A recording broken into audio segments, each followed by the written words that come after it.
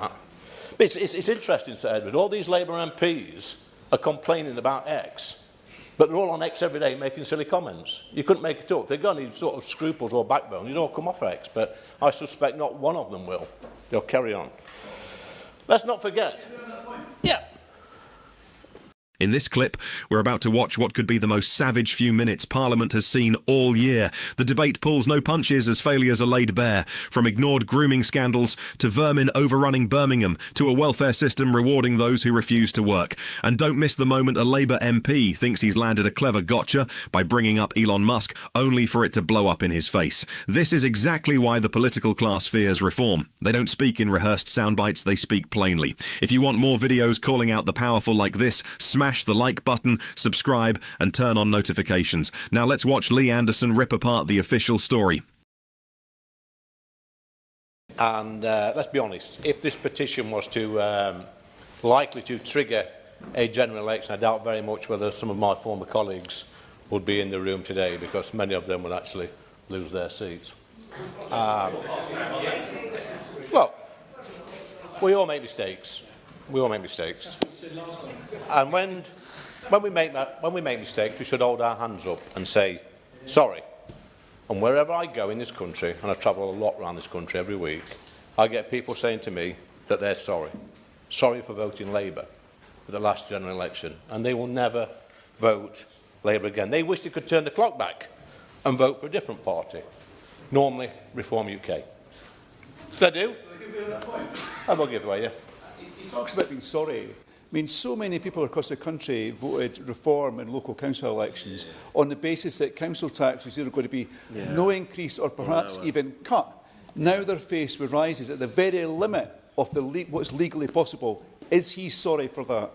The answer. Honourable gentleman, I'll just correct him slightly on that, Sir Edward. Nowhere in our literature, in our national literature, did anybody promise to cut council tax anywhere in the country. So he may want to just correct himself on that. But anyway, I get apologists apologising for voting Labour, and sometimes I get some people saying, you know, the odd lunatic might say they're going to vote for the Green Party. I get that. They're usually recaptured very quickly. But there is a glimmer of hope, Sir Edward, at the next general election, because this lot over here, they'll all be looking for jobs. But, of course, most of them, looking at them, are unemployable now. Absolutely unemployable, unless they fancy a job as a bailiff. Because, let's face it, all they've done over the last few years, 18 months, is gone into people's houses and take stuff off them, usually money from people's pockets. Absolutely disgraceful. They can shake their heads and grin if they want. They will not be forgiven, mark my words. Just imagine their next job interview when they're down at the job centre in a couple of years' time. And the interviewer, the advisor, says, what have you been doing for the past couple of years? Well, I can sum up their achievements already. For the past few years, they worked for an awful dictator. And under his leadership, we have illegal migration totally out of control. Our streets are filling up with criminals. And if you live in Birmingham, it's filling up with rubbish as well. We've got rats the size of small dogs roaming around Birmingham, feasting on tons of rubbish. They've closed pubs and restaurants. They've put 100,000 people who work in the hospitality industry on the dole. They've stolen... I'll give way, yeah. I'm very grateful. I agree with his points on the hospitality industry, how difficult that is right now. But just back to the point in terms of the promises at the May elections, last May elections, in terms of his party's commitment. I've got a leaflet in front of me with his party leader on there, which was for the May elections, which says we're going to reduce waste and cut your taxes. I would be the first person to admit governing is more difficult than it looks from the outside. But does he agree that set unreasonable expectations among the electorate for those May elections last year? I thank the honourable member for his intervention. Nowhere on the leaflet did it say he's going to cut council taxes, so maybe he should read the leaflet again, and maybe, yes. This government, Sir Edward, have stolen money off the workers by not increasing the income tax threshold, something they promised they would do. And they've given this money to the shirkers. And by the shirkers, I mean these are able-bodied people. They're bone idle, basically. They not go to work. They refuse to go to work. In fact, they stay at home all day and sponge of the state. And they're shaking their heads. In fact, the only work some of these shirkers do is probably go out once every 5 years and deliver leaflets for this lot. It's great work if you can get it. Our farmers have been attacked. Our pensioners have been robbed. And we've been locking people up for social media posts. And let's not forget puberty blockers. These are medical trials on children. And everyone over there who supports this should hang their heads in shame. They're ending the automatic right to trial by jury. Shameful. They allow Islamist thugs to dictate police policy on the streets of Birmingham. They've turned a blind eye to Islamists threatening to kill Jews on the streets of London. And they voted against having a national inquiry into the mass rape of young girls in Labour-controlled areas. Absolutely shameful. Each one of you should be absolutely ashamed of yourself. If he's genuinely concerned about the rights of the children of this country, is he going to support cracking down hard on Elon Musk and X? I thank the honourable gentleman for his intervention. I thank the honourable gentleman for his intervention. I think X has got to clean its act up. It's as simple. I think we all agree with that. But it's interesting, Sir Edward, all these Labour MPs are complaining about X, but they're all on X every day making silly comments. You couldn't make it up. If they've got any sort of scruples or backbone, you'd all come off X, but I suspect not one of them will. They'll carry on. Let's not forget. Yeah. How much money did you make from X last year?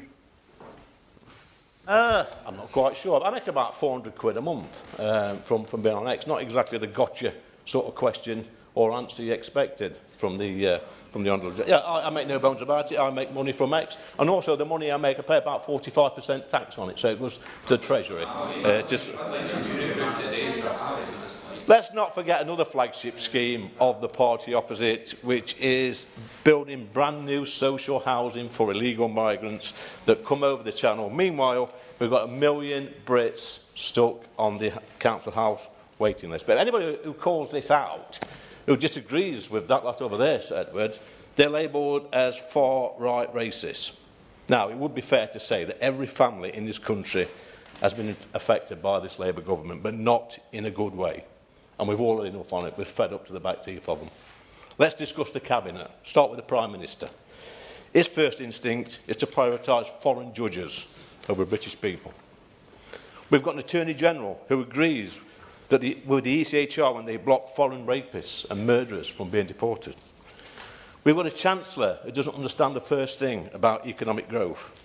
We've got an Energy Secretary who's killing our manufacturing sector with his net zero madness. We've got an Education Secretary who says nothing about the radicalisation by left-wing teachers on our children. We've got a Justice Secretary who once said that Brexiteers were worse than Nazis. Mind you, that's not the daftest thing.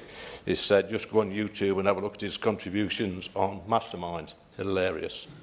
We have the Foreign Secretary who's giving away British sovereign territory and making us pay billions of pounds for the privilege. And we've got a Health Secretary who is ploughing ahead with giving children life-destroying hormone blockers. But worst of all, as a result of this government, we have got radical Islamists, former Labour voters and some politicians waiting in the wings, ready to stand for Parliament at the next election in once-safe Labour seats. And most of you in this room are going to go.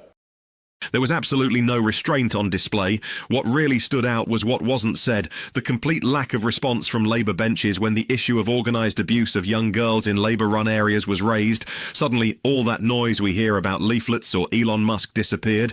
When the conversation shifted to the real-world safety of British children or the reality of selective policing that lets mobs dominate the streets, the room went quiet. That remark about most of them being unemployable unless they fancy becoming bailiffs was brutal, and yes, it was funny, but it landed because there's a deeper truth behind it. We're governed by people who've never built a business, never done a hard physical shift, and whose only real skill seems to be dipping into your wallet to bankroll policies that don't work. The fact that Lee Anderson pays nearly half his former earnings in tax while they complain about platforms sums up the state of the country perfectly. It's producers versus dependents. So what was the standout line for you? The bailiff jab or the crack about Birmingham's rats? Drop your pick in the comments. And if you enjoyed this analysis, hit like and subscribe so we can keep cutting through the noise. Catch you in the next one.